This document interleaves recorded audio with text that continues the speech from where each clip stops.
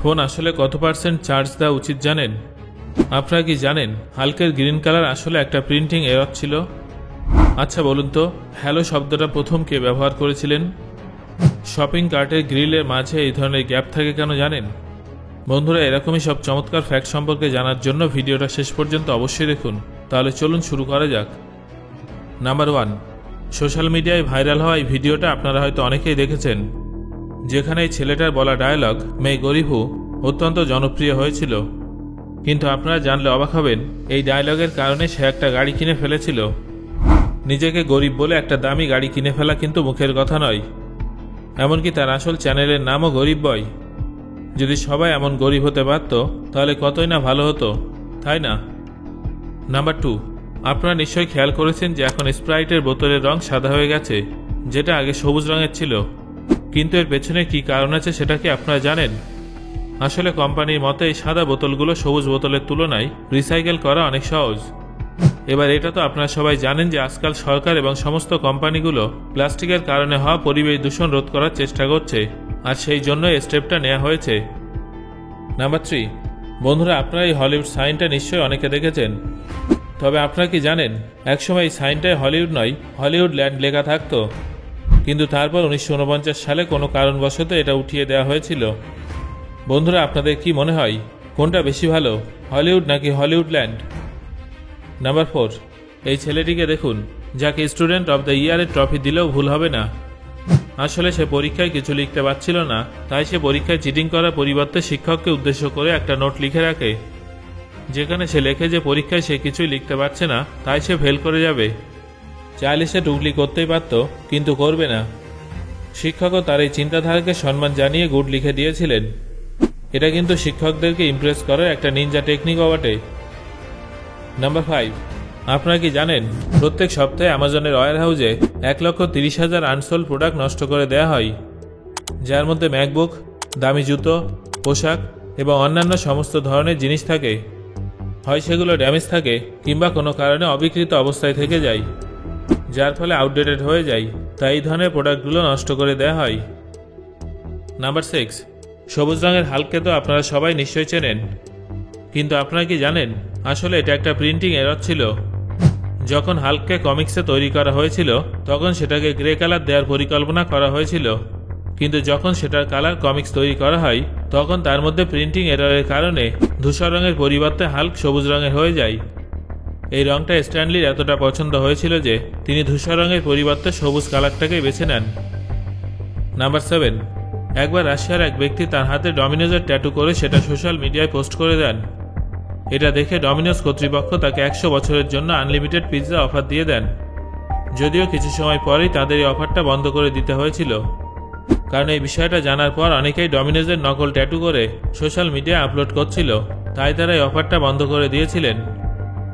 Number 8, brain স্যাফার নামের একজন ছাত্র 2006 সালে তার বন্ধুদের সঙ্গে একটা বাড়ি গিয়েছিলেন, কিন্তু হঠাৎ করেই সে ওই বার থেকে উধাও হয়ে যায়।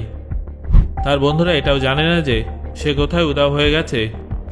বারের এন্ট্রি এবং এক্সিট সমস্ত জায়গাতেই সিসিটিভি ক্যামেরা ছিল।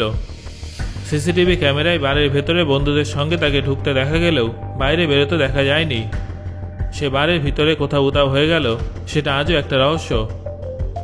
নাম্বার 9, এবার আপনাদের একটা মজার ফ্যাক্ট বলবো। 1920 সালে এক দম্পতির মধ্যে খুব ঝামেলা হয়েছিল, পরবর্তী সময় তারা ডিভোর্সের সিদ্ধান্ত নেন, কিন্তু ডিভোর্সের রুল অনুযায়ী সেই ব্যক্তিকে বলা হয় যে তার স্ত্রীর জন্য তাকে একটা বাড়ি বানিয়ে দিতে হবে, তবে বাড়িটা কোথায় তৈরি করতে হবে সেই বিষয়ে এগ্রিমেন্টে কিছু লেখা ছিল না, তাই ব্যক্তি সল্ট মার্শের মাঝে তার স্ত্রীকে বাড়ি বানিয়ে দেন। এটা প্রচণ্ড পিচ্ছিল একটা জায়গা, যেখানে বর্ষার সময় জল জমে যায়। এখানে মানুষের পক্ষে বসবাস করা অসম্ভব। তার উপর তিনি ওই বাড়িতে লবণাক্ত জলের কানেকশন ফিট করে দিয়েছিলেন, মানে সেই বাড়ির যে কোনো কল খুললেই তার ভিতর থেকে সমুদ্রের মতো লবণাক্ত জল বেরোতো। নাম্বার 10, বন্ধুরা, এই বিড়ালটা পৃথিবীতে ভালোবাসা ছড়ানোর জন্য এসেছিল। আপনারা নিশ্চয়ই দেখতে পাচ্ছেন যে কিভাবে তার শরীরে 3টে লাভ সাইন আছে। কেউ ঝগড়া করলে সে তার হাত এমনভাবে জুড়ে নেবে আর হার্ট শেপ তৈরি হয়ে যাবে। এমন অনেক বিড়াল আছে যাদের শরীরে একটা হার্ট শেপ আছে, কিন্তু 3টে হার্ট শেপ খুঁজে পাওয়া সত্যি ভীষণ দুর্লভ একটা ব্যাপার। নাম্বার 11, বন্ধুরা, আপনারা কি ফোনে 100% চার্জ দেন? এটা একেবারেই করবেন না। ফোন কত পার্সেন্ট চার্জ করা উচিত জানেন?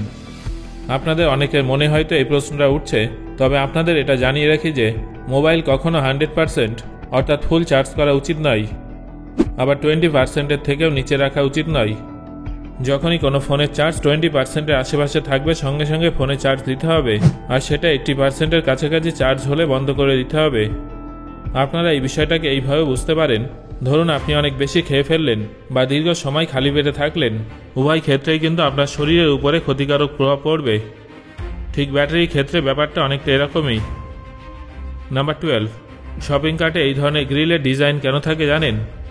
সেটা সম্পূর্ণভাবে মেটালের তৈরি হয় না কেন কখনো ভেবে দেখেছেন? আসলে শপিং কার্টে গ্রিল ডিজাইন দেয়া হয় যাতে সেটা খুব কম মেটাল ব্যবহার করে তৈরি করা সম্ভব হয়, যার ফলে সেই কার্টটা অনেক সস্তা হয় এবং সেটা বানাতেও অনেক খরচ কম হয়। এর পাশাপাশি এটা লাইট ওয়েট হয়ে থাকে, তাই শপিংয়ের সময় ব্যবহার করতেও সুবিধা হয়। এটা পরিষ্কার করাও ভীষণ সহজ হয়ে থাকে।